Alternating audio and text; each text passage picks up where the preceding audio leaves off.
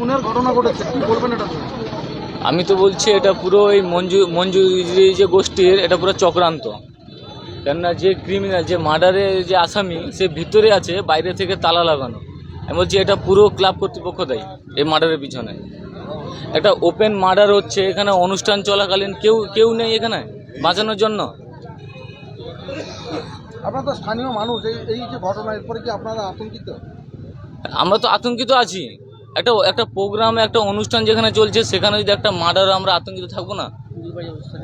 তাহলে কি কাঁধেশ্বরে কোথাও নিরাপত্তা বিঘ্নিত হচ্ছে বলে মনে করছে? পুলিশ তার নিজের কাজ করছে, কিন্তু প্রশাসনের দিক থেকে এত কম সময়ের ভিতরে এটা বের করেছে এবং অ্যারেস্ট করেছে। প্রশাসন তার সক্রিয়ভাবে কাজ করছে, কিন্তু এই যে ক্লাব কর্তৃপক্ষরা এখানে ভিতরে নেশা করাচ্ছে এবং নেশা করিয়ে খুনটা করিয়েছে। হসপিটালে ভূমিকাটা বলে দাও। আর হসপিটালে যে ভূমিকা, একদম জঘন্য ভূমিকা। হাসপাতালে নিয়ে যাওয়ার পর রোগী সঠিক ট্রিটমেন্ট পাইনি। সঠিক ট্রিটমেন্ট পাইনি।